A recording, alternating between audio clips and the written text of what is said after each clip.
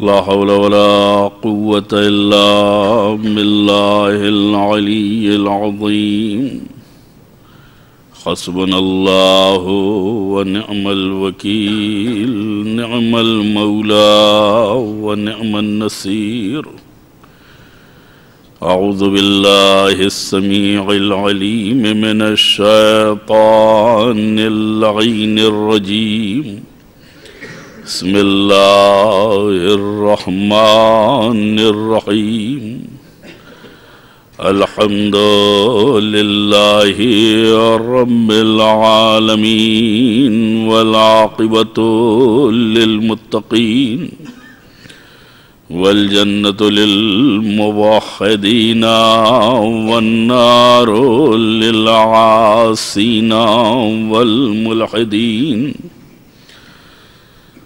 والصلاة والسلام والتحية والإكرام على النبي الأمي العربي القرشي المكي المدني العبد المؤيد الرسول المسدد المصطفى الأمجد حبیب الہ العالمین ابی القاسم محمد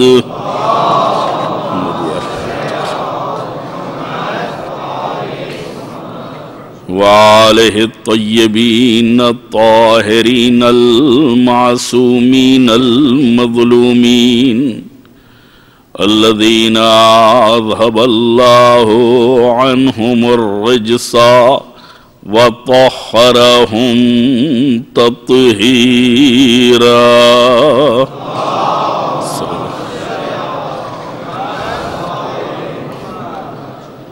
واللعنة الدائمة الباقية على أعدائهم أجمعين من يوم عداوتهم إلى قيام يوم الدين أما بعد فقد قال رسول الله صلى الله عليه وآله وسلم ذكر علي عبادة صلوات پڑھیں محمد وآلہ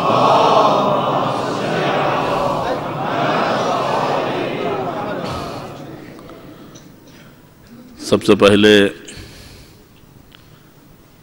آج شب کی مناسبت سے یعنی شب رحلت پیغمبر حضرت محمد مصطفیٰ صلی اللہ علیہ وآلہ وسلم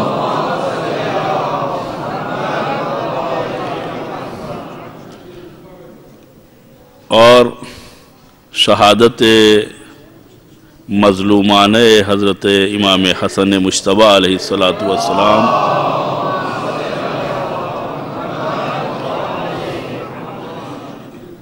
اس کی تعزیت اور تسلیت ان کے حقیقی وارث حضرت بقیت اللہ العظم عجل اللہ تعالی فرجہ الشریف کی خدمت میں اور آپ تمام مومنین کی خدمت میں پیش کرنے کی سعادت حاصل کرتا ہوں۔ سرکار ختم مرتبت حضرت محمد مصطفیٰ صلی اللہ علیہ وآلہ وسلم کی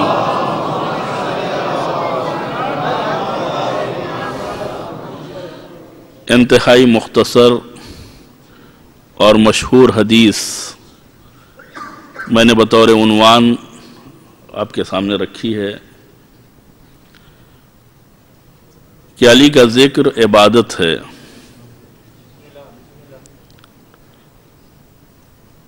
ایک بندے کا ذکر ایک مخلوقات میں سے ایک مخلوق کا تذکرہ کیسے عبادت ہو جائے گا اور کس طریقے سے وہ ہمیں فائدہ پہنچائے گا اور عبادت کا ثواب ہمیں دے گا، یہ ہماری آپ کی ذمہ داری ہے کہ جو بھی حدیث سرکار کی طرف سے صادر ہو اسے ہم سمجھیں بھی اور اس پر عمل بھی کریں۔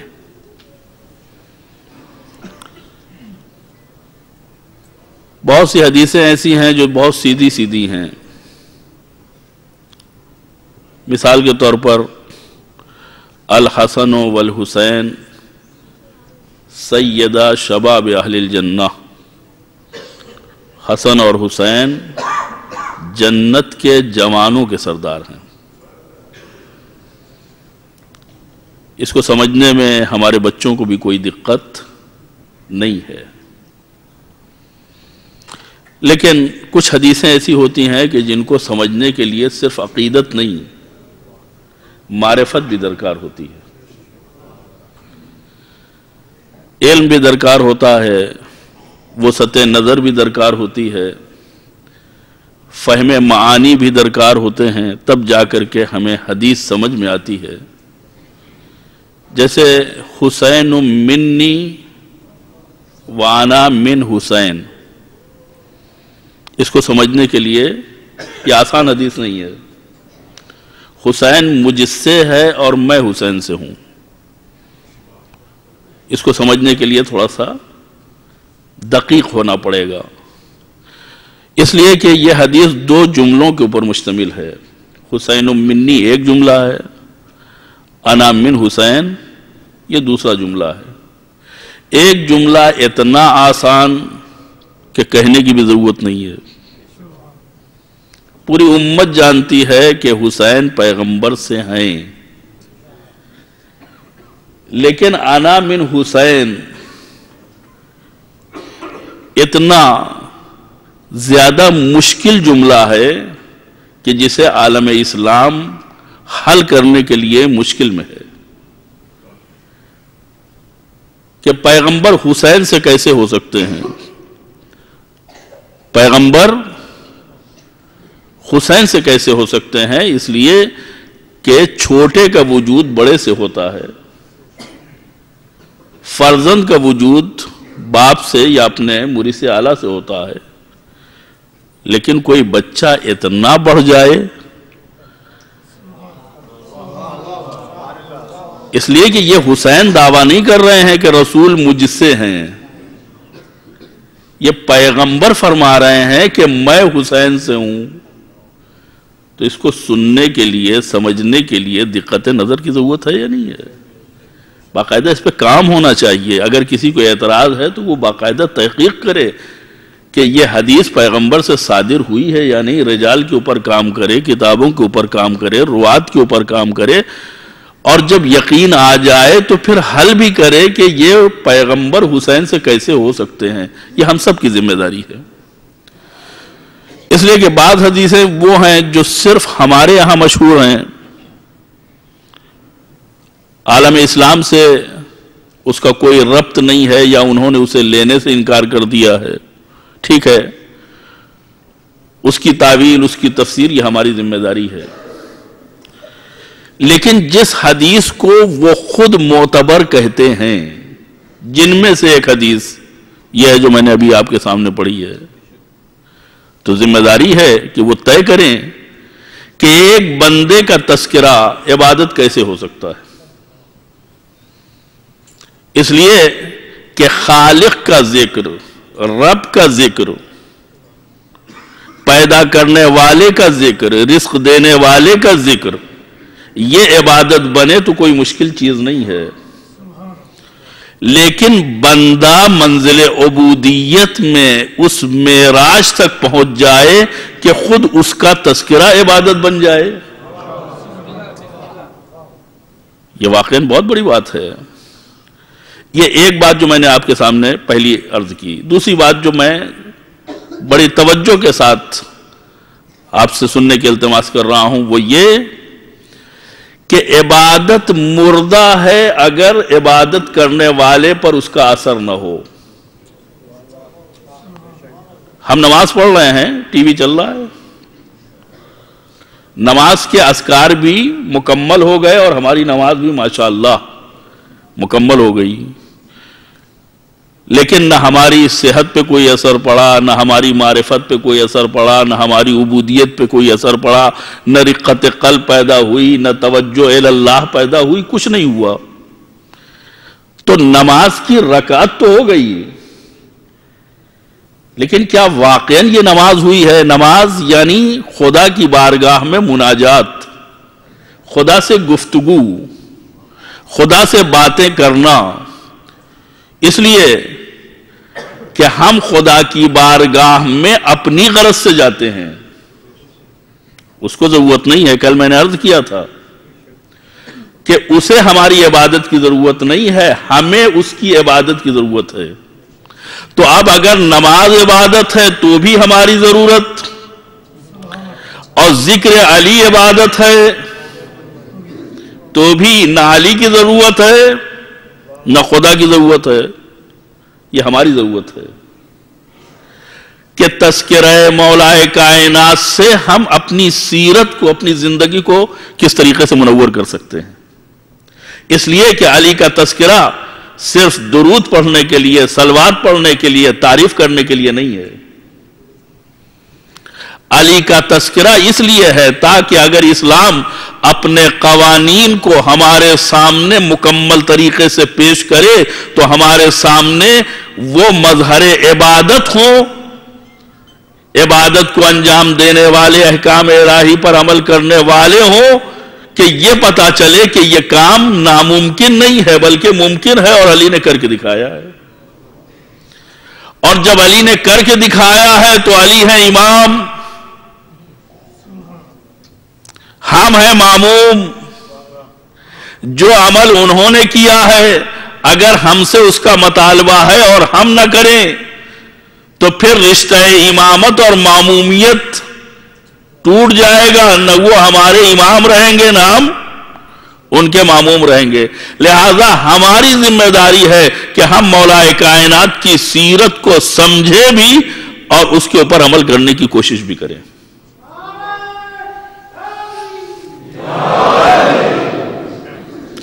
خدا کی قسم اگر ذات علی نہ ہوتی تو بہت سے اسلامی مسائل،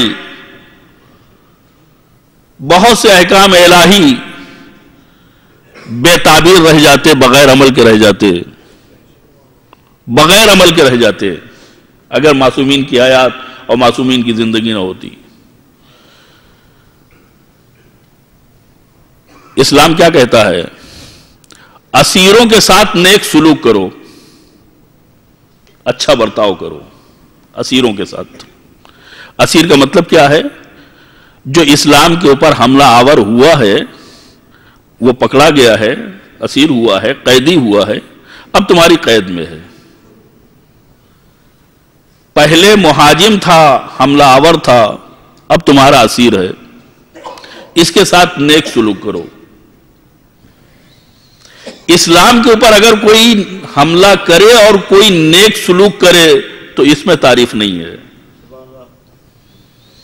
ہم نے تو نیک سلوک اس منزل میں دیکھا ہے کہ جب فرق مطہر مولا کائنات پر ابن ملجم کی تلوار چلتی ہے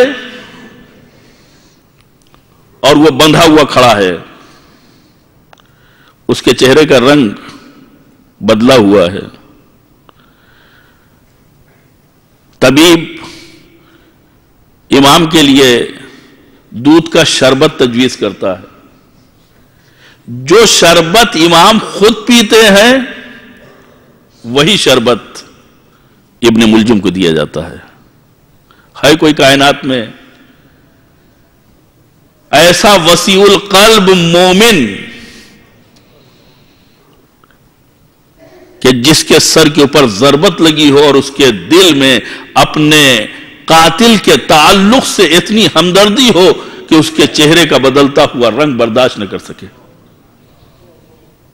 یہ کون کر سکتا ہے؟ اسیر کے ساتھ نیک سلوک کرو، اپنے قیدی کے ساتھ اچھا برتاؤ کرو.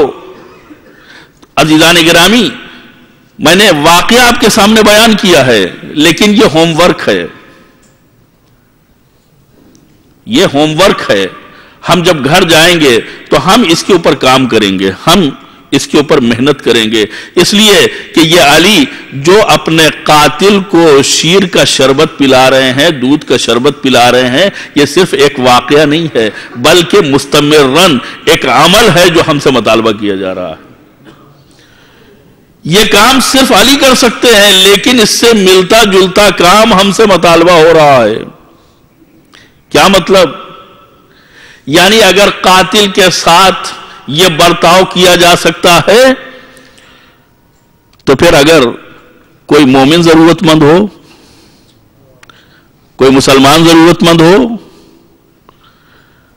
کوئی نمازی ضرورت مند ہو، کوئی بھوکا ہو، کوئی پیاسا ہو، کس حد تک انسان جا سکتا ہے اس کی بھی ہمیں مثال ملتی ہے اہل بیت طاہرین علیہ الصلوۃ والسلام کی زندگی میں۔ صلوات پڑھیں محمد وآلہ۔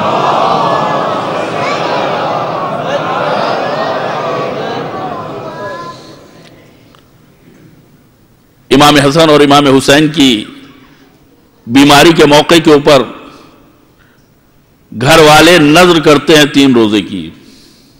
مجھے نہیں ملتا ہے کسی تاریخ میں کہ خود بچوں نے بھی نذر کی ہو، میں نے نہیں دیکھا، اگر آپ نے دیکھا ہو تو ممکن ہے، میری نظر سے نہیں گزرا کہ بچوں نے نذر کی ہو۔ لیکن یہ گھر ایسا ہے کہ جہاں عمل کے لیے کہنے کی ضرورت نہیں ہوتی ہے۔ ماں باپ نے، گھر کی خادمہ نے، خود سرکار ختمی مرتبت نے، اگرچہ مثلا ان کا تذکرہ تاریخ میں نہیں ملتا ہے، لیکن بہرحال اگر وہ حکم دے رہے ہیں کہ تم بچوں کے صحت کے تعلق سے نذر کرو، تو یقیناً خود بھی اپنے گھر میں روزہ رکھا ہوگا۔ تو روزے کی نذر ملتی ہے لیکن انفاق کی نذر نہیں ملتی ہے۔ 3 دن واقعات آپ کی نگاہوں کے سامنے، میں صرف نتیجہ نکالنا چاہتا ہوں کہ 3 دن تک مسلسل سب کے حصے کی ایک ایک روٹی سب کے سامنے ہے۔ ماہ مبارک رمضان میں روزہ رکھنے والے ایسا لگتا ہے جیسے دوسروں کے اوپر احسان کر رہے ہوں، جبکہ افطار اور سحر کے درمیان میں تھوڑی دیر وہ بھوکے رہتے ہیں، ورنہ افطار کے نام پر، سحر کے نام پہ وہ انتقامی کارروائی ہوتی ہے کہ علامان ہو۔ تو جہاں انسان افطار بھی کر رہا ہے، وہاں افطاری بھی کر رہا ہے، سحر بھی کر رہا ہے، وہاں روزے کا یہ عالم ہوتا ہے۔ اور اہل بیت کے ہاں روزے پر روزہ، صرف پانی سے افطار ہو رہا ہے۔ اور ایسا نہیں ہے کہ روٹی نہیں ہے، ایک فقیر آیا ہے، ایک مسکین آیا ہے، ایک اسیر آیا ہے، قرآن میں لفظیں گواہ ہیں، وَيُطْعِمُونَ الطَّعَامَ عَلَى حُبِّهِ مِسْكِينًا وَيَتِيمًا وَأَسِيرًا۔ اور قرآن اس سلسلے میں بہت زیادہ دقت نظر کا حامل ہے کہ وہ جمع کا صیغہ استعمال کرے یا مفرد کا صیغہ استعمال کرے۔ قرآن کی آیت کے مطابق آنے والا مسکین ہے مساکین، آنے والا یتیم ہے یتامہ، آنے والا اسیر ہے اسرا، ایک ایک آیا ہے۔ تو اس گھر میں بھی تو ایک آدمی کے لیے ایک ہی روٹی تھی۔ اگر ایک روٹی مولائے کائنات اپنے حصے کی دے دیتے کافی تھا، لیکن یہ علی کا عمل ہوتا، فاطمہ پیچھے کیسے رہے؟ یہ فاطمہ کا عمل ہوتا، حسن و حسین پیچھے کیسے رہے؟ اور اس گھر کی کنیز بھی وہی جذبہ رکھتی ہے جو مالکہ کا ہے، لہذا فضہ کی روٹی بھی اس کے ہاتھ میں چلی گئی۔ تو پتہ یہ چلا کہ نذر کی تھی روزے کی، لیکن انفاق کی منزل میں بھی ایسا رویہ اختیار کیا ہے جو تقریباً وجوب کی منزل میں دکھائی دیتا ہے۔ ورنہ جہاں بھوک لگی ہو وہاں انسان اپنے آپ کو مقدم رکھتا ہے، دوسروں کو مقدم نہیں رکھتا ہے۔ عزیزو، ہم بھی کار خیر کرتے ہیں، ہم بھی انفاق کرتے ہیں، لیکن ایک بات یاد رکھیے، بچا ہوا کھانا دے دینا اور ہوتا ہے، اپنے آگے کی 3 دن کے روزے کے بعد روٹی دے دینا، یہ صرف آل محمد کا کام ہے۔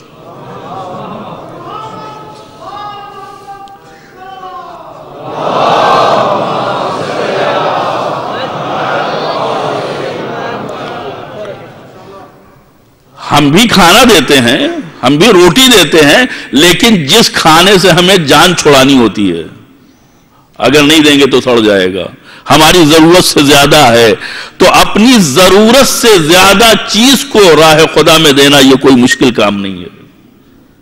کپڑے ہم بھی دیتے ہیں، الماری میں جگہ ہی نہیں ہے، لہذا کیسے بھی کپڑے ہوں ہم چاہتے ہیں کہ ہماری جان چھوٹ جائے، لیکن وہ خاتون کہ جس کی شادی کا ایک ہی جوڑا ہے، ایک ہی جوڑا ہے، ایک پرانا جوڑا، ایک شادی کا جوڑا، سائلہ نے سوال کیا ہے، اپنے برہنہ ہونے کا، بے پردہ ہونے کا شکوہ کیا ہے، سیدہ فیصلہ کرتی ہیں اپنی شادی کا جوڑا جو خود انہیں پسند ہے راہ خدا میں اسے دے دیتی ہیں، اور جو پرانا کپڑا ہے اسے پہن لیتی ہیں۔ گھر والوں نے بھی ٹوکا نہیں ہے، اس لیے کہ سب کا مزاج وہی ہے، کوئی کسی کو منع نہیں کرتا ہے بلکہ تشویق کرتا ہے۔ صلوات پڑھے محمد و آل محمد۔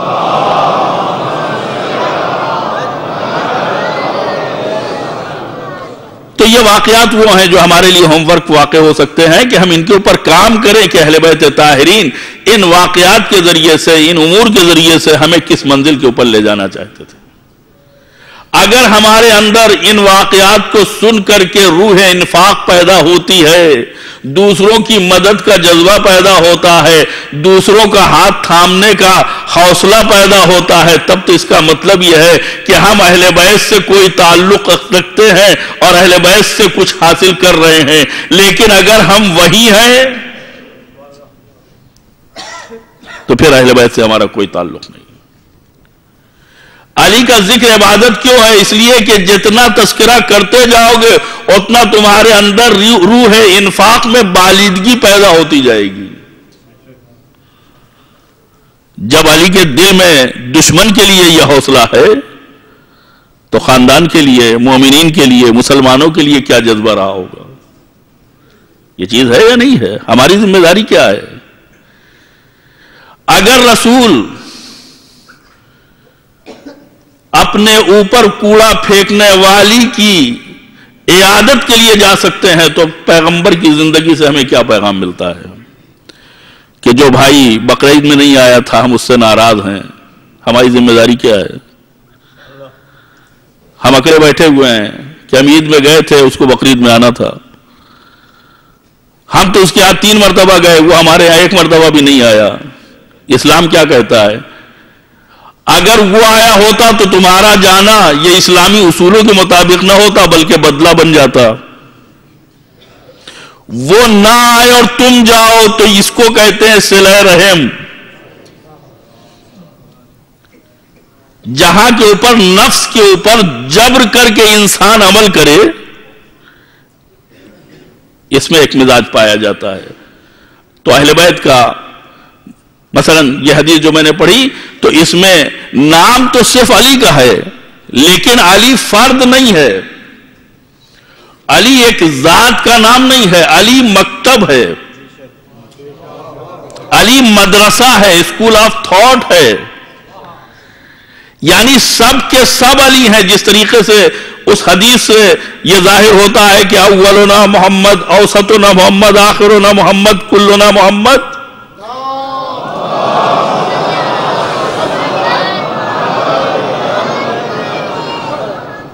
اسی طریقے سے اہل بیت کی ہر فرد جو محمد ہے وہ صرف محمد ہی نہیں ہے، علی بھی ہے، اور جب علی ہے تو اس کا تذکرہ ہمارے لیے نمونہ عمل ہے۔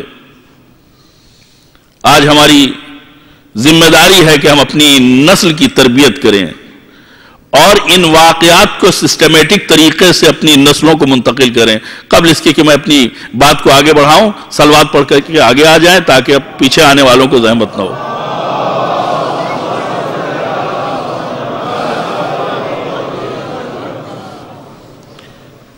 اس سے بہتر صلوات پڑھے محمد و آل محمد.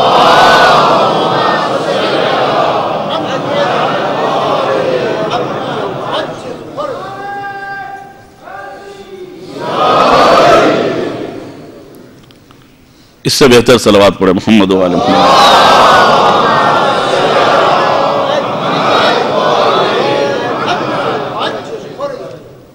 آج جس عظیم الشان ذات گرامی کے تذکرے کی رات ہے، یعنی امام حسن مجتبی علیہ السلام،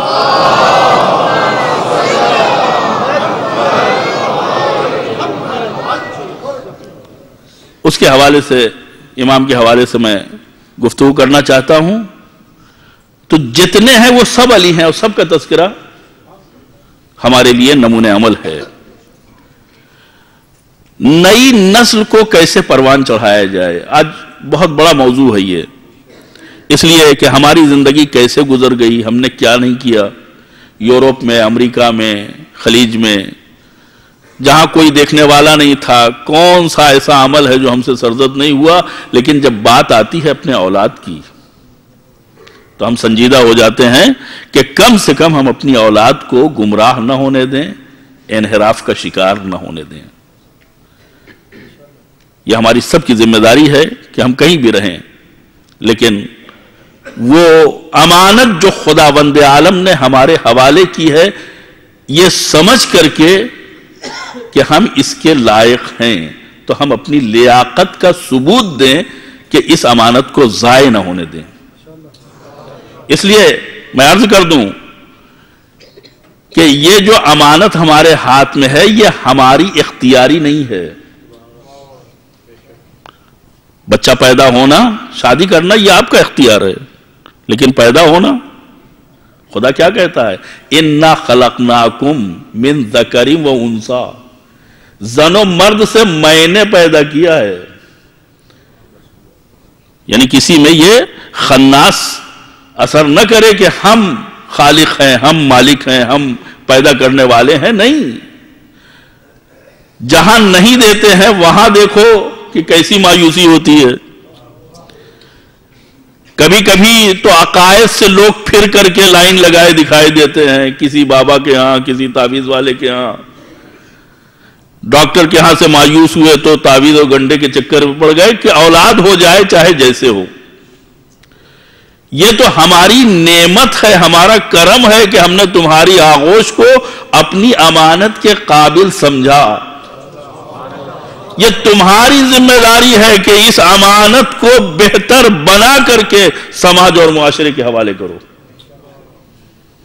تو ہماری آغوش میں یہ ہمارا بچہ جو ہے یہ ہمارا اس وقت ہوگا جب آل محمد کا نام روشن کرے. امام فرماتے ہیں وَلَا تَكُونُوا عَلَيْنَا شَيْنًا، ہمارے لیے ننگوار نہ بننا، ہمارے لیے بدنامی کا سبب نہ بننا، ہمارے لیے بے عزتی کا سبب نہ بننا. آپ دیکھیں کہ اولاد کی پیدائش یہ ہمارے اختیار میں نہیں ہے، لیکن تربیت ہمارے اختیار میں ہے.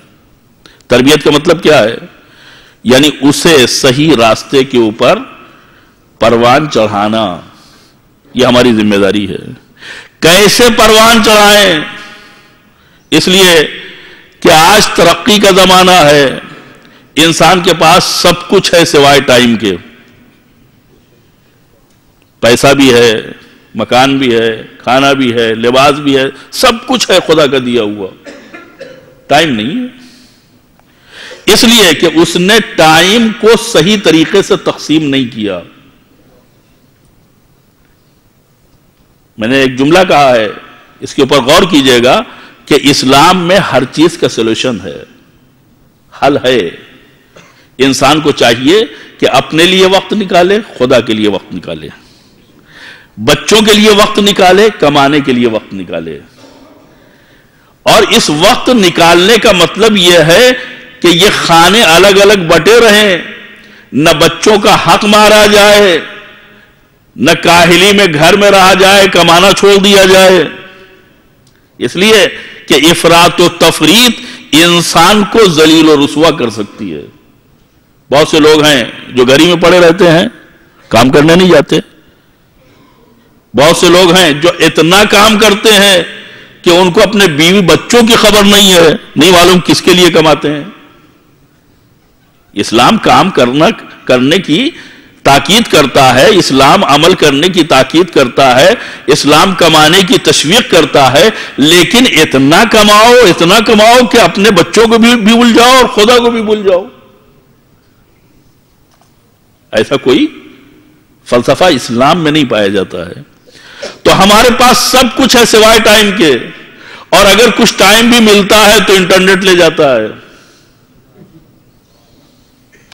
یہ انٹرنیٹ کی سہولت ہم سمجھے تھے کہ ہم ترقی کریں گے، تو ترقی تو نہ کر پائے اس کے سہارے، لیکن جو اس کا سائیڈ ایفیکٹ تھا وہ ہم بھی جھیل رہے ہیں، ہماری نسلیں بھی جھیل رہی ہیں.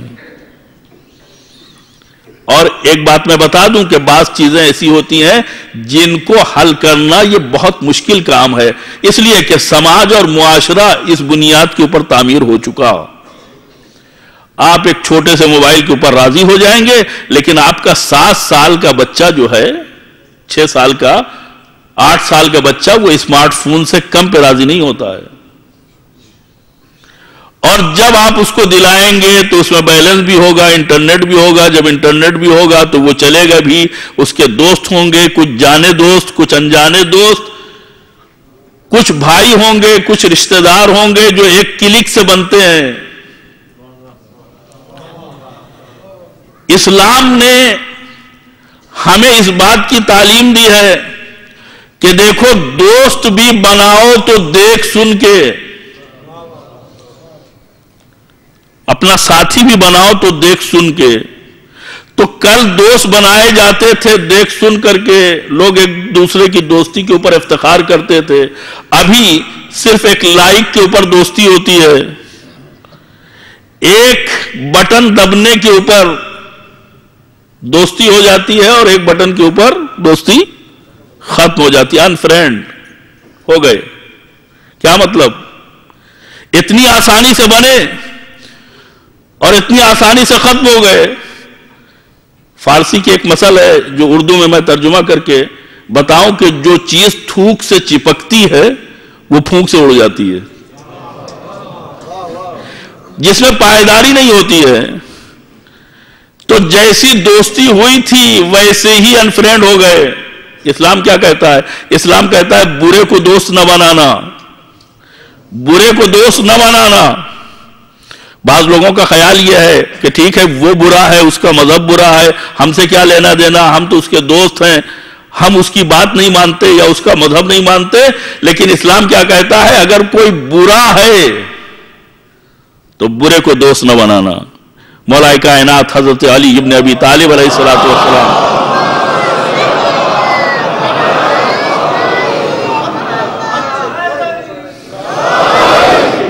ارشاد فرماتے ہیں کہ برے کو دوست نہ بنانا، اس لیے کہ اس کی خصلت تم میں اثر کر جائے گی. کیا پیاری مثال دی ہے. فرماتے ہیں کہ تم تو اپنے دوست کے پاس زیادہ بیٹھتے ہو، یاد رکھو اگر ہوا بھی گندی جگہ سے گزرتی ہے تو اپنے ساتھ بدبو لے جاتی ہے. یعنی گندی جگہ اور ہوا میں کتنی دیر کا ساتھ ہوتا ہے؟ صرف ہوا گزرتی ہے تو گندی جگہ سے گزرنے کا اثر کیا ہوتا ہے؟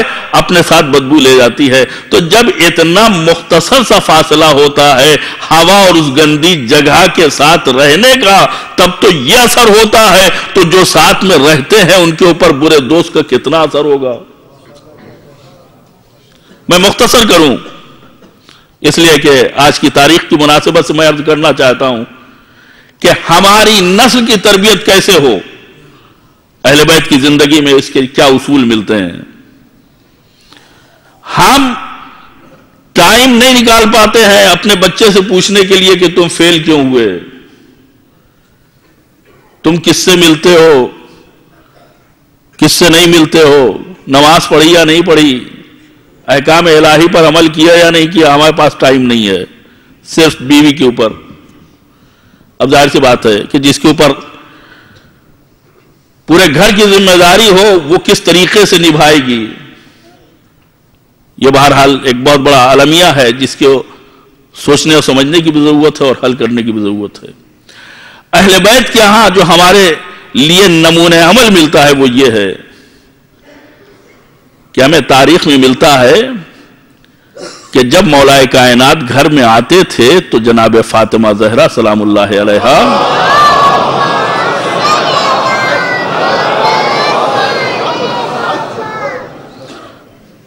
ان سے تبادلہ خیال کرتی تھی، گفتگو فرماتی تھی.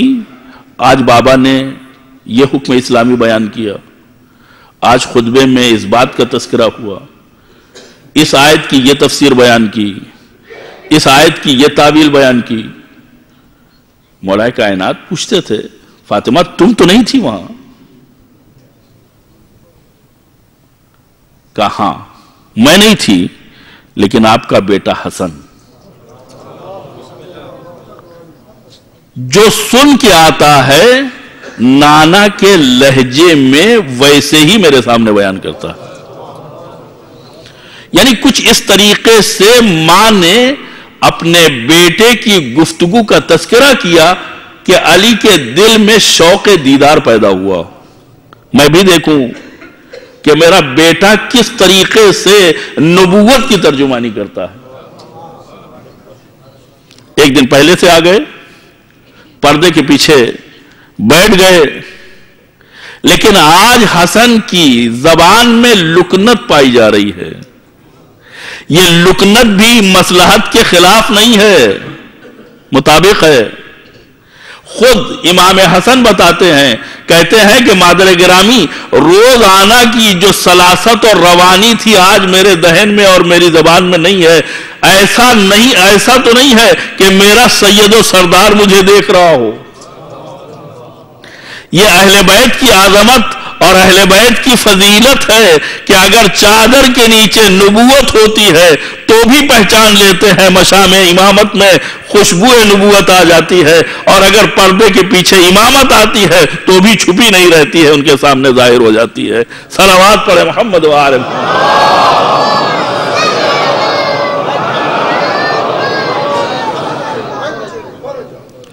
آج میری زبان میں وہ طلاقت نہیں ہے، آج میری زبان میں وہ روانی نہیں ہے، سلاست نہیں ہے، گفتگو کرنے کا وہ آسانی والا جذبہ نہیں ہے.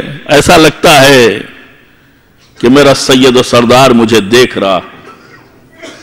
بس یہ کہنا تھا کہ مولا کائنات پردے کے پیچھے سے نکلتے ہیں اور اپنے لخت جگر کو سینے سے لگا لیتے ہیں. ہاں، اہل بیت کے گھر آنے والے ایسے ہوتے ہیں.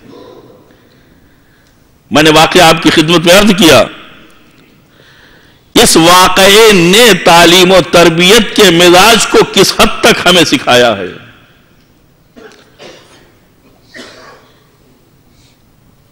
اس میں کوئی شک نہیں ہے کہ آج کی مائیں کچھ سیریل دیکھنے کے لیے، کچھ پروگرام دیکھنے کے لیے اپنے بچوں سے چھٹکارا چاہتی ہیں، چاہے ٹیوشن میں بھیجیں چاہے مسجد بھیجیں. اس سے کوئی بحث نہیں ہے. کچھ دیر کے لیے تو یہ بلا ٹلے، اس لیے کہ دن بھر ان کو جھیلنا آسان کام نہیں ہوتا ہے. تو مسجد اگر بچے آ جاتے ہیں تو یہ نہ سمجھیے گا کہ گھرانہ جو ہے وہ ذمہ دار ہے. ہاں، مسجد سے جانے کے بعد اگر ماں پوچھتی ہے آج کیا سن کے آئے ہو، اس لیے کہ مسجد میں جو کچھ بیان ہو رہا ہے بچے ویسے نہیں سمجھتے ہیں جیسے بڑے سمجھتے ہیں. بہت سا کنفیوژن باقی رہ جاتا ہے. تو یہ بڑوں کی ذمہ داری ہے کہ وہ ان سے سنیں کہ وہ کیا سمجھے ہیں، اور اگر انہوں نے کچھ غلط برداشت کی ہے، کچھ غلط سمجھا ہے تو اس کو باقاعدہ تصحیح کریں تاکہ غلط انداز میں اس کی تربیت نہ ہونے پائے. اور صرف یہی نہیں کہ بچوں سے پوچھا جائے کہ آج تم نے کیا سنا، نہیں، جب شوہر گھر میں آئے تو شوہر سے بھی، یعنی گویا اسلامی واقعہ یہ بتا رہا ہے، امام حسن کے مسجد میں جانے کا واقعہ ہمیں اس بات کی طرف رہنمائی کر رہا ہے کہ گھر کے ماحول کو اسلامی بناؤ، بچے کو الگ سے تربیت دینے کی ضرورت نہیں پڑے گی، تمہارا ماحول ہوگا اور بچے کی تربیت ہوگی۔ صلوات پڑھے محمد و آل محمد۔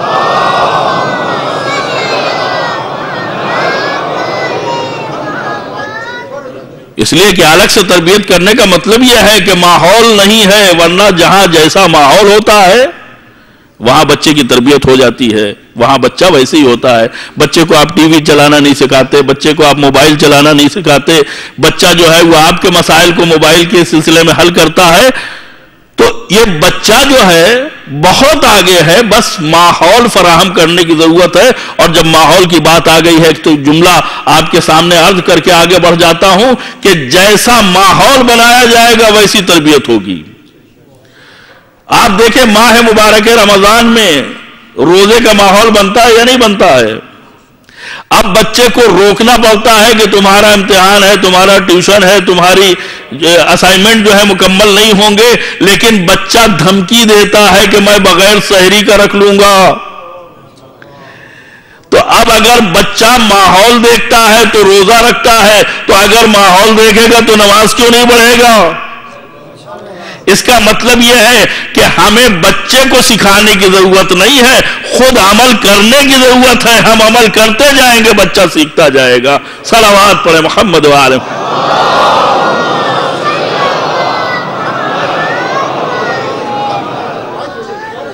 اور آپ دیکھیں کہ صدیقہ طاہرہ نے تربیت کے اصول ہمارے حوالے کیے، کتنے عظیم اصول۔ ماں معصوم، باپ معصوم، بیٹا معصوم، نانا معصوم، لیکن معصوم گھرانے کے افراد نے اپنے بچے کو مسجد میں بھیجا، اور صرف بھیجا نہیں بلکہ واپسی کے بعد اس سے سنا، ماحول بنایا۔ میں یہ نہیں کہوں گا ماحول بنایا، بلکہ ماحول بنانے کی ترکیب بتائی۔ اس کا مطلب یہ ہے کہ ہمیں اس سے درس لینا چاہیے کہ جب معصوم یہ عمل کی منزل میں ہے تو غیر معصوم کو کتنا اس سلسلے میں اہتمام برتنا چاہیے۔ یعنی گویا صدیقہ طاہرہ آواز دے رہی ہے کہ جب معصوم ہو کر کے ہم اپنے معصوم بیٹے کو مسجد بھیج رہے ہیں اور اس کی تربیت میں اتنا اہتمام برت رہے ہیں، تو تمہارے بچے بھی غیر معصوم ہیں، تم بھی غیر معصوم ہو، تمہاری ذمہ داری ہم سے کہیں زیادہ ہو جاتی ہے۔ ظاہر سی بات ہے کہ جب خاندان عصمت میں یہ بچے پلیں گے تب جا کے اس حیثیت کے مالک ہوں گے۔ اگر کوئی آپ سے کہے کہ دشنام کا جواب جو ہے وہ کلمہ خیر سے دیں، یہ سمجھ میں آتی ہے بات؟ کوئی گالی دے رہا ہو، کوئی برا بھلا کہہ رہا ہو، آپ جو ہے وہ اچھے سے سلوک کریں، نہیں سمجھ میں آتی ہے۔ لیکن اس مدرسے کے طالب علم، دامان صداقت میں پلنے والا بچہ، آپ کو تاریخ معلوم ہے، بتانے کی ضرورت نہیں ہے، اسلام کے اصولوں کے اوپر اتنا کاربند کہ جب ایک شامی دیکھتا ہے کہ ایک جوان جو انتہائی حسین، انتہائی جمیل، انتہائی خوبصورت، انتہائی خوش لباس، بہترین سواری پر سوار جا رہا ہے، یعنی اٹریکٹ کر رہا ہے، توجہ حاصل کر رہا ہے، ایسی جوانی اور ایسی خوبصورتی، پوچھنے پر مجبور ہوتا ہے یہ کون ہے؟ پتہ چل گیا کون ہے؟ پروپیگنڈے کا شکار تھا، بغض بھرا ہوا تھا، جو بھرا ہوا تھا وہ نکلنے لگا، گالیاں بکنے لگا، اتنی گالیاں دیں، اتنا برا بھلا کہا کہ تھک گیا۔ جب وہ سب کچھ کہہ چکا تو امام فرماتے ہیں کہ بھائی تو مسافر معلوم دیتا ہے، اگر تیرے پاس رہنے کے لیے جگہ نہ ہو تو میرا گھر ہے، تیرے پاس لباس نہ ہو تو میں لباس فراہم کر دوں، سواری نہ ہو سواری دے دوں، پیسے نہ ہو زاد راہ نہ ہو زاد راہ فراہم کر دوں۔ یہ کون کہہ سکتا ہے؟ کیا ہمارے اندر ہمارے سینے میں اتنا قوی دل ہے کہ ہم اپنے جذبات کے اوپر قابو رکھ کر کے یہ جملے دوہرا سکیں؟ سن لے، بڑی بات ہے۔ بہت زیادہ ہوشمند ہوتے تو چلے جاتے ہم کہ یہاں سے بھاگ نہیں، لیکن ایک بات یاد رکھیے، جو چلا جائے گا، جو راہ فرار اختیار کرے گا، وہ رہنمائی نہیں کر سکتا۔ کتنا بڑا دل ہے، کتنا بڑا حوصلہ ہے امام حسن کا، جو کھڑے رہ کر کے رقیق باتیں سن رہے ہیں تاکہ امت میں انحراف ختم ہو جائے اور انہیں ہدایت کی دولت مل جائے۔ اس سے بڑی قربانی اور کچھ ہو سکتی ہے؟ امام یہ قربانی پیش کر رہے ہیں۔ کون ایسا ہے جو اتنی رقیق باتیں سنے گا اور سن کر کے اس طریقے سے اپنا ریئیکشن ظاہر کرے گا؟ لیکن خلق پیغمبر کا ورثہ دار اپنے عمل کے ذریعے سے ظاہر کر رہا ہے کہ خاندان پیغمبر میں وصایت اور جانشینی کس کا حق ہے۔ یہ اخلاق کہاں سے آیا ہے؟ نانا کے اوپر بڑھیا کوڑا پھینکتی تھی، اس کی عادت کے لیے نانا گئے اور انہی کی زیر تربیت پلنے والے حسن گالی دینے والے سے پوچھتے ہیں کہ بتاؤ تمہارے پاس زاد راہ ہے یا نہیں ہے؟ یہ تعلیمات کہاں ملے گی اہل بیت طاہرین کے علاوہ؟ ظاہر سی بات ہے کہ جو تعلیمات ہمیں حقیقی مسلمان بنا دے، جو واقعات، جو سیرت ہمیں حقیقی مسلمان بنا دے، وہی تو عبادت ہوگی۔ لہذا علی کا ذکر نہیں، پورے اہل بیت کا تذکرہ عبادت ہے۔ پورے مسلمان معاشرے کی ذمہ داری ہے کہ وہ انتہائی دقت نظر سے مولا کائنات کے ساتھ پورے خاندان اہل بیت کے فضائل، مناقب اور ان کے واقعات کو پڑھیں، سنیں، سمجھیں اور اس پر عمل کر کے اسلام اور مسلمان کی خدمت کے لائق بن جائیں، اس لیے کہ یہی عبادت ہے اور یہی ریاضت ہے۔ صلوات پڑھیں محمد و آلہ۔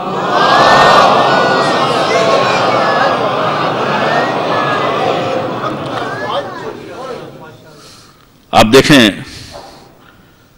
آج دولت کا کسی شوق نہیں ہوتا ہے، حلال سے نہیں ملتی ہے تو لوگ حرام سے متوسل ہوتے ہیں، چاہتے ہیں کہ ہمارے پاس پیسہ ہونا چاہیے۔ لیکن حسن کے ہاں انفاق کا یہ جذبہ ملتا ہے،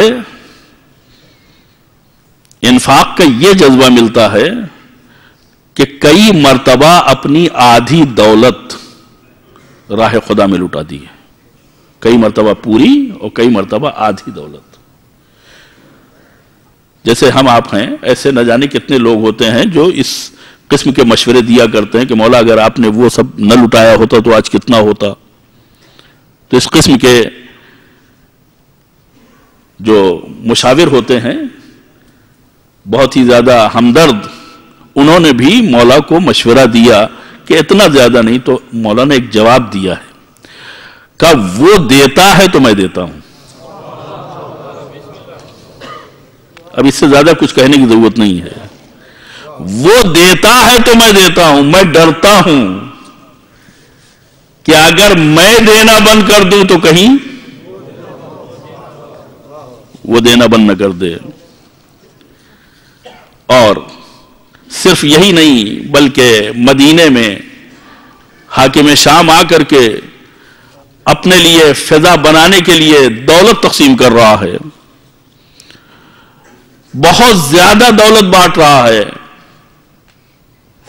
امام حسن کو بلایا گیا لیکن وہ نہیں گئے، اتنا اصرار کیا جا رہا ہے کہ نہیں آپ آئیے تاکہ ہمیں رسمیت حاصل ہو۔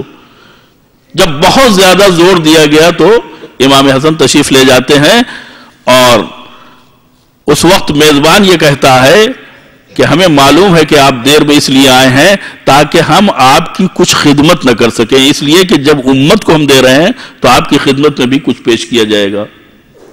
آپ یہ چاہ رہے تھے کہ ہم سب کچھ بانٹ کے فرصت ہو جائے تو ہمارے پاس آپ کے دینے کے لیے کچھ نہ بچے، مجھے شرمندگی ہو تو صحیح کہ پوری امت کو جتنا دیا ہے اتنا آپ کو اکیلے دوں گا، ٹھیک ہے؟ خزانہ لایا جاتا رہا، ڈھیر کیا جاتا رہا، سونے چاندی جواہرات اس کے ڈھیر ہوتے رہے، اور جب ڈھیر مکمل ہو گیا تو امام سے کہا گیا کہ یہ آپ کے لیے ہے، قبول فرمائیں۔ امام نے قبول بھی کر لیا۔ اب ظاہر سی بات ہے کہ ہمارے نوجوانوں کے ذہن میں یہ بات آئے گی کہ کیوں قبول کیا؟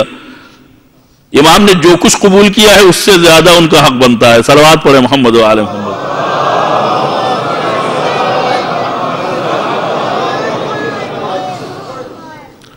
قبول کر لیا اور اٹھے چلنے کے لیے تو حاکم شام کے غلام نے آگے بڑھ کر کے جوتیاں سیدھی کر دیں۔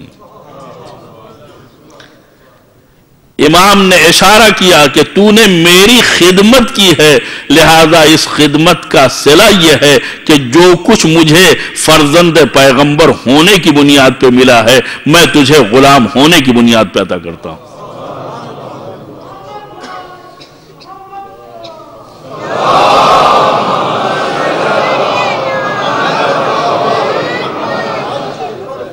آپ نے توجہ فرمائی؟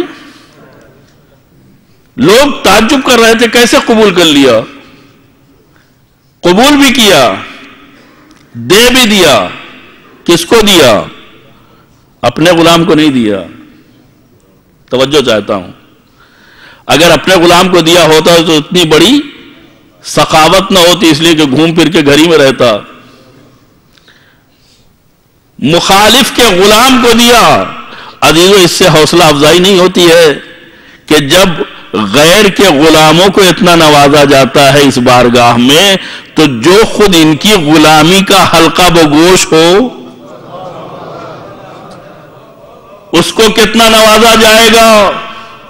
لیکن خدمت کی بنیاد کے اوپر دے کے بتایا کہ دیکھو یہاں مقابلے کی بنیاد پر نہیں نوازا جاتا ہے بلکہ خدمت کی بنیاد کے اوپر نوازا جاتا ہے۔ آؤ ہماری بارگاہ میں خدمت کا جذبہ لے کر کے جتنا خدمت کرتے جاؤ گے ہم تمہیں نوازتے جائیں گے۔ صلوات پڑھے محمد و آل محمد۔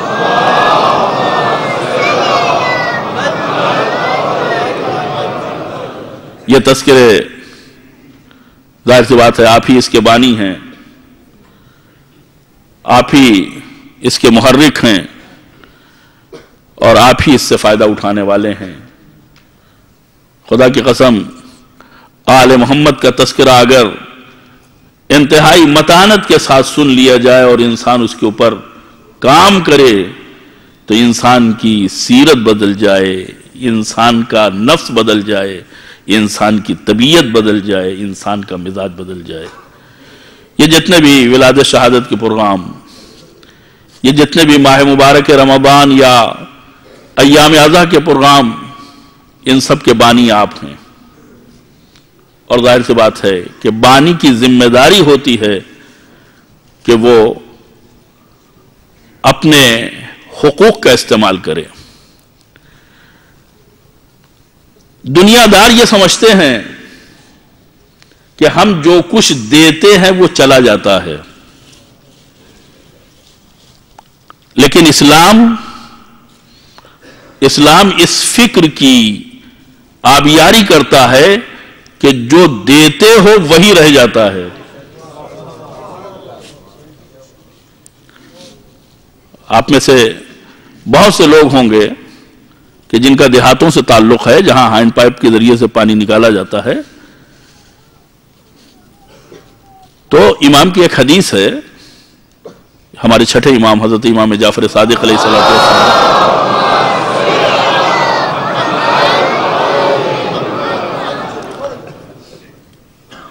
کہ جب تندرست ہو جاؤ تو صدقے کے ذریعے سے خدا سے معاملہ کرو، خدا سے رزق مانگو، تنگ دستی کے عالم میں، یعنی انفاق فی سبیل اللہ، خدا کی راہ میں دینا۔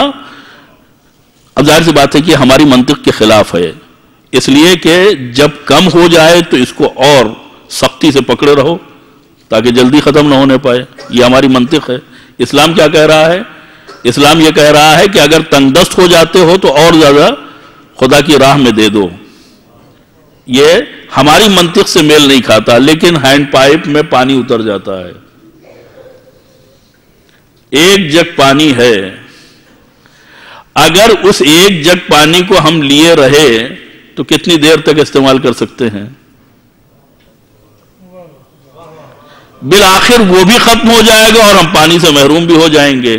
لیکن اگر وہی ایک جگ پانی ہینڈ پائپ میں ڈال کر کے ہفتے کو چلا دیا جائے تو پھر چاہے آپ ٹنکی بھر لیجئے، ڈرم بھر لیجئے، بالٹی بھر لیجئے، گھر کے جتنے برتن ہیں، یہ آپ کی ظرفیت کے اوپر ہے کہ اب پانی آ گیا ہے، جتنا چاہے بھر لیں۔ تو جب تک ہمارے پاس ایک جگ پانی ہے تو ہم کنجوسی کرتے ہیں کہ اس کو خود بھی خرچ نہ کریں گے اور پائپ میں بھی نہیں ڈالیں گے تو یقیناً ہم محروم رہ جائیں گے۔ لیکن جس نے وہ ایک جگ پانی استعمال کر لیا، پائپ میں ڈال دیا، یہی حال چندے کا ہے، یہی حال کار خیر میں حصہ لینے کا ہے۔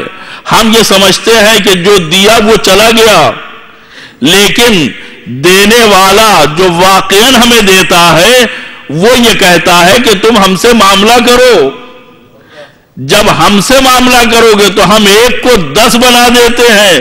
دے کے دیکھو اور تجربہ کرو کہ جب دیا تھا تو تمہاری حیثیت کیا ہے، جب دینے کے بعد تمہاری آمدنی ہوئی تو تمہاری حیثیت کیا ہے۔ صلوات پڑھیں محمد و آل محمد پہ۔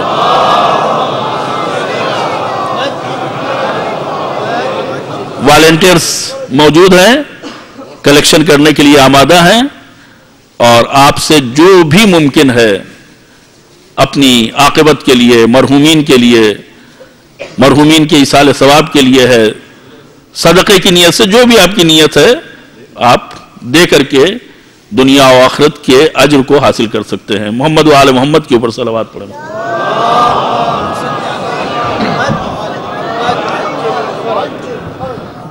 مومنین کچھ ضروری اعلانات ہیں۔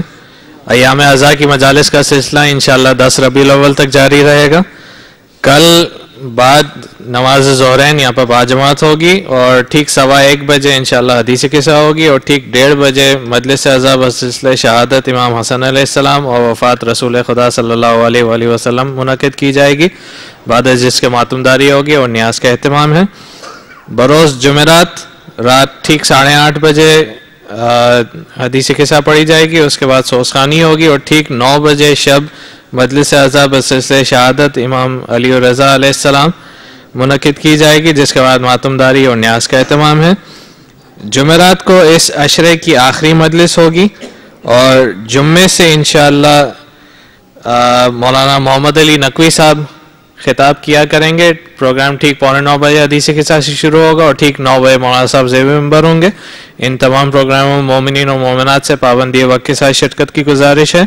اس کے علاوہ کل سے انشاءاللہ نوحہ خانی کراچی سے تشریف لائے ہوئے برادر سید مسیب رضوی صاحب، جو کافی جانے پہچانے نوحہ خواہ ہیں، وہ انشاءاللہ کیا کریں۔ آپ سب سے گزارش ہے کہ آخر پروگرام تک آپ لوگ شرکت کریں۔ اور یہ جو ساری مجالس اور محافل وغیرہ کا انعقاد کیا جاتا ہے، اس سے پروگرام کا مطلب رابطہ رہنے کے لیے SMS کی سروس شروع کی جا رہی ہے۔ جو لوگ اس سروس سے مستفید ہونا چاہتے ہیں وہ باہر لائبریری کاؤنٹر پہ اپنا نام اور موبائل نمبر درج کروا دیں۔ اور یہ جو سارے عشرے مجالس ہوئے ہیں اور جو 2013-2014 کی جو نوحے کی ویڈیو CDs اور آڈیو CDs آئی ہیں، یہ لائبریری میں بہت مناسب قیمت پہ دستیاب ہیں۔ جو لوگ لینا چاہیں وہ لے سکتے ہیں۔ بر محمد و آل محمد صلوات۔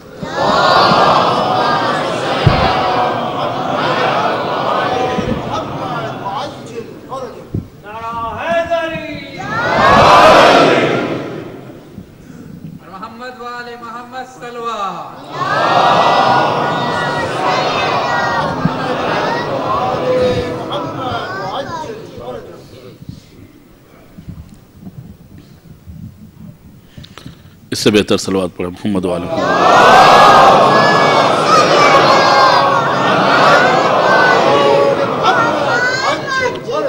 عزیزان گرامی، خدا آپ کو سلامت رکھے اور آپ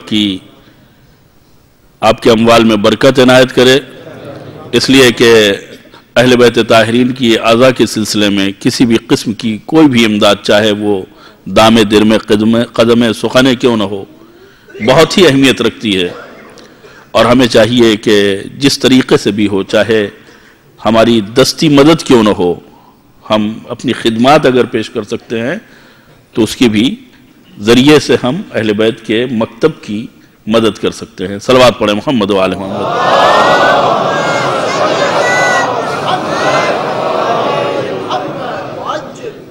میں 2-3 جملوں کے ساتھ اپنی بات کو مکمل کرنا چاہتا ہوں، اور وہ اپنے نوجوان بچوں کو بتانے کے لیے، اس لیے کہ امام حسن مظلوم ترین شخصیت،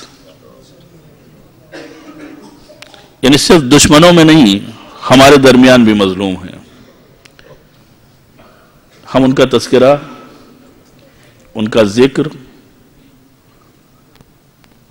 بہت ہی کنجوسی سے کرتے ہیں، ایسے حالات نہیں ہوتے ہیں، یا مثلا ماحول اس کے لیے ہموار نہیں ہوتا ہے، اس لیے کہ ولادت کا موقع، ماہ مبارک رمضان کی مصروفیات، شہادت ایام اعزا کے درمیان، تو یہ تحت الشعاع قرار پاتی ہیں۔ ایک بات جو عام طور پر گشت کرتی ہے، میں بغیر کسی تمہید کے اسے عرض کرنا چاہتا ہوں، مسلمانوں کے عام درمیان میں بھی اور ہمارے درمیان میں بھی، کہ کبھی کبھی یہ بات سامنے آتی ہے کہ امام حسن اور امام حسین کے مزاج میں فرق تھا۔ ایک سلو کرتا ہے، دوسرا جنگ کرتا ہے۔ ایک کے ہاں تندی اور شجاعت پائی جاتی ہے، اور دوسرے کے ہاں معاذ اللہ اس قسم کی کوئی چیز نہیں ہے۔ میں واضح کر دوں کہ عصمت کا اپنا کوئی مزاج نہیں ہوتا۔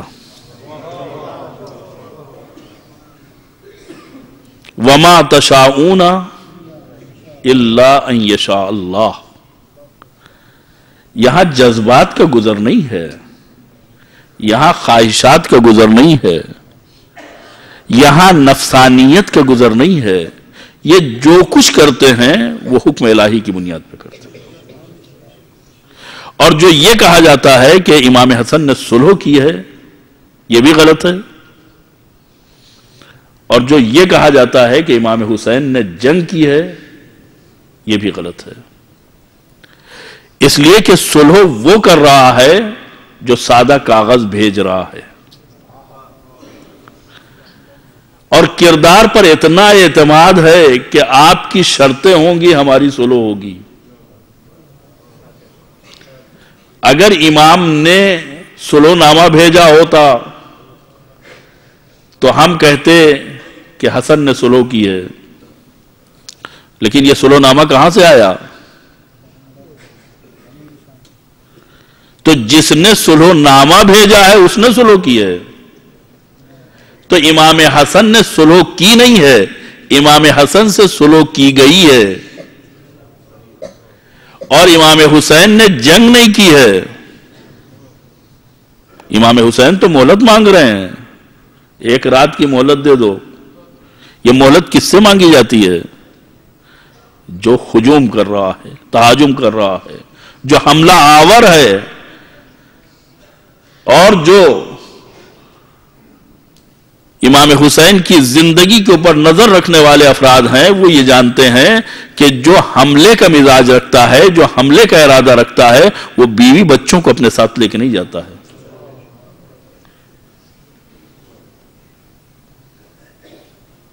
وہ غربت کے عالم میں زمین نہیں خریدتا ہے۔ 2 محرم کو کربلا کے میدان میں وارد ہوئے، 10 محرم کو شہادت ہونی ہے۔ یہ 8 دن کے لیے زمین کیوں خریدی جا رہی ہے؟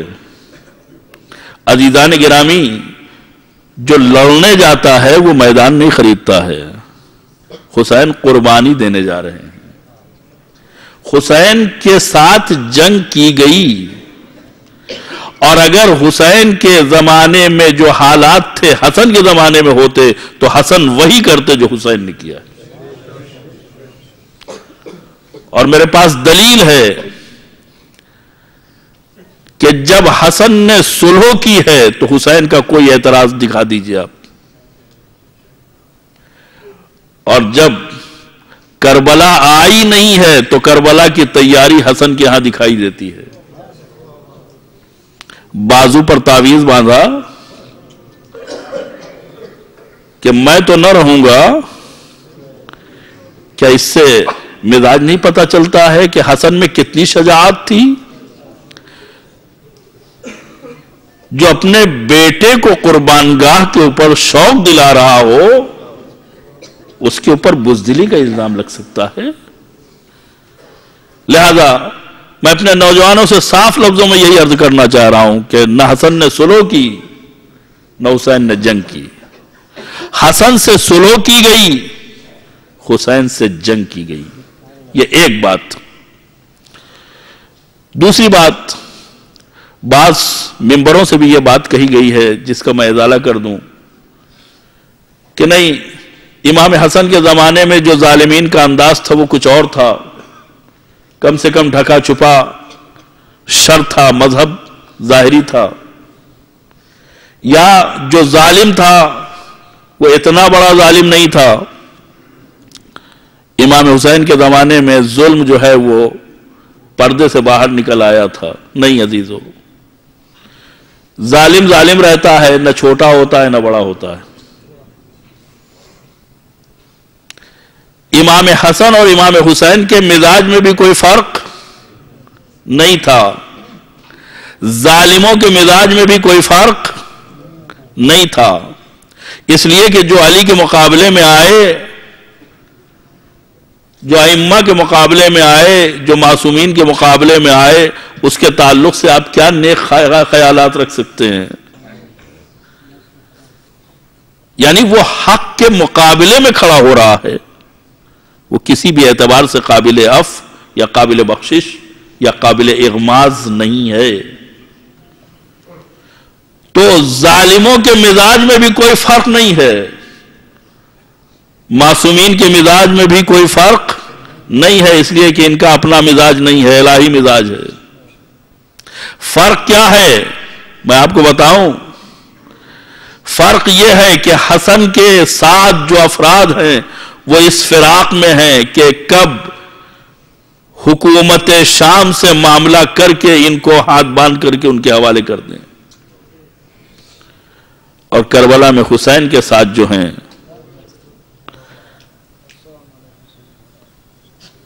وہ سلام کے لائق اور خود تشنہ لب خود گواہ ہیں کہ فرماتے ہیں جیسے اصحاب مجھے ملے میرے نانا کو نہیں ملے، میرے بابا کو نہیں ملے، بھیا حسن کو نہیں ملے. یعنی اگر حسن کو ساتھی مل جاتے تو کربلا 10 سال پہلے ہو جاتی. یہ ساتھیوں کا فرق ہے. اس کا مطلب کیا ہوا میں تفصیل سے انشاءاللہ بعد میں عرض کروں گا. آج امام حسن علیہ السلام کی شہادت کی شب. شہادت کی شب کا مطلب یہ ہے کہ حسن اس مظلوم ذات کا نام ہے جسے ہر اعتبار سے بدنام کیا گیا ہے، ازدواج کے اعتبار سے، طلاق کے اعتبار سے، جنگ و جدال کے اعتبار سے، صلح کے اعتبار سے، ہر اعتبار سے بدنام کیا گیا ہے.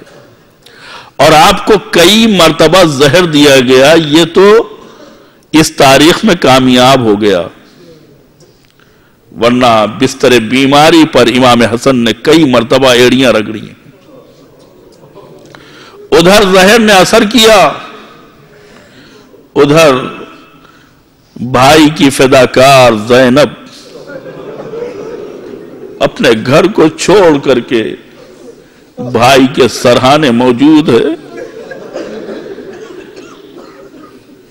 بہن کا اتنا خیال کہ جب امام نے یہ محسوس کیا کہ اب بہن آنے والی ہے تو اس تست کو ہٹا دیا جہاں آپ کے جگر کے ٹکڑے پڑے ہوئے تھے، اور جب بھائی نے آ کے بھائی سے گلے مل کے رونا شروع کیا تو ایک مرتبہ آواز دیتے ہیں کہ جیسا تمہارا دن ہوگا ویسا کسی کا دن نہ ہوگا، اجرکم علی اللہ۔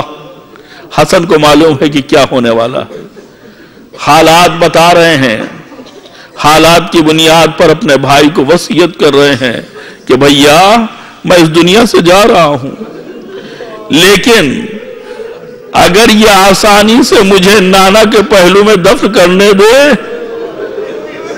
تو مجھے دفن کرنا، ورنہ اصرار نہ کرنا۔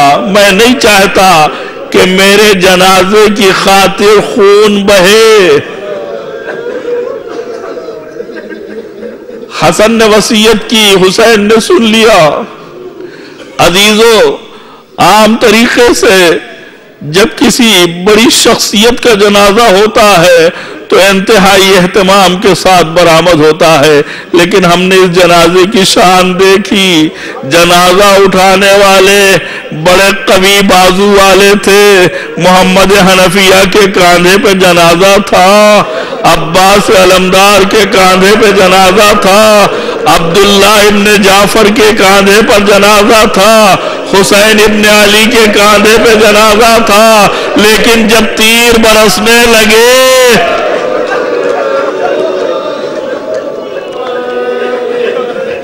حسن کی وصیت یاد آئی، جنازہ رکھا گیا، جنازہ رکھا گیا۔ 70 تیر تابوت کے اوپر پیوست، کچھ تیر ہیں جو حسن کے جسم تک پہنچ گئے ہیں۔ امام نے آستین الٹی تیروں کو پکڑا، بڑی احتیاط کے ساتھ نکالا۔ اے بھیا معاف کر دینا، میں آواز دوں گا، اے حسین تیر نکال لو، اس لیے کہ کربلا میں اس سے بڑی خدمت انجام دینی ہے۔ علی اکبر کا جگر ہوگا، ٹوٹا ہوا نیزہ ہوگا، بسم اللہ و باللہ وعلی ملت رسول اللہ، اجرکم علی اللہ، جزاکم خیر الجزا۔ نانا کے مزار پہ جاتا ہوا جنازہ واپس آ گیا، دشمنوں نے آگے بڑھنے نہیں دیا، اس لیے کہ انہیں پسند نہیں تھا کہ رسول کے پہلو میں حسن دفن ہو۔ عزیزو، حسن نے وصیت کی تھی، حسین نے بچوں کو سمجھا کے، جوانوں کو سمجھا کے، نوجوانوں کو سمجھا کر کے جنازہ واپس لائے۔ عزیزو، کبھی جنازہ کسی گھر میں واپس نہیں آتا، لیکن حسن کا جنازہ حسن کا جنازہ دوبارہ آیا۔ اب جو جنازہ نکلا تو ماں کی لحد کے پہلو میں حسن کو دفن کیا گیا۔ بس میں نے آپ کی زحمت کو تمام کیا، ایک جملہ سنیے اور فاطمہ کو ان کے لال کا پرسہ دیجئے۔ عزیزو، کتنا بڑا حوصلہ کیا حسن کے ساتھ حسین نے کہ تیر برس رہے تھے لیکن تلوار نہیں چلی۔ دشمن انتہائی چالاکی سے شر پھیلانا چاہتا تھا، لیکن امام حسین حسن کی وصیت کا پاس و لحاظ رکھتے ہوئے اپنے بھائیوں کو سمجھا کے گھر لے آئے۔ لیکن جب ایک دوسرے کو پرسہ دیا جا رہا تھا، جب گھر میں لوگ آتے ہیں دفن کر کے تو آنے والے اور گھر والے پرسہ دیتے ہیں اور لیتے ہیں۔ عزیزو، زینب بھی منتظر ہے، زینب نے سن رکھا ہے تیر چل رہے تھے۔ ارے زینب کو یہ فکر ہے کہ حسن کو تو زہر دے دیا گیا، کہیں حسین زخمی نہ ہو جائے، کہیں محمد حنفیہ کے تیر نہ لگ جائے، کہیں عباس زخمی نہ ہو جائے۔ جب سب اکٹھا ہو گئے اور زینب تلاش کر رہی ہے، سب دکھائی دے رہے ہیں لیکن ایک بھائی دکھائی نہیں دے رہا۔ جانتے ہیں وہ کون بھائی ہے؟ اب جو ڈھونڈا تو ایک گوشے میں عباس علمدار اپنے گھٹنوں میں سر دیے ہوئے رو رہے ہیں۔ زینب نے ہاتھ پکڑا، اے بھیا اٹھو اٹھو، چل کے سب کے ساتھ گریا کرو، ہم ایک دوسرے کو پرسہ دینے کے لیے آمادہ ہیں۔ عباس نے کہا نہیں، مجھے شرم آتی ہے، عباس جیسا بھائی زندہ رہا، حسن کے جنازے پہ تیر برس گئے، میں آواز دوں گا اے عباس، ارے حسن کے جنازے پہ تیر برداشت نہ کر سکے، ذرا کربلا میں حسین کا لاشا دیکھو، ادھر کے گھوڑے ادھر، ادھر کے گھوڑے ادھر، بیچ میں حسین کا لاشا۔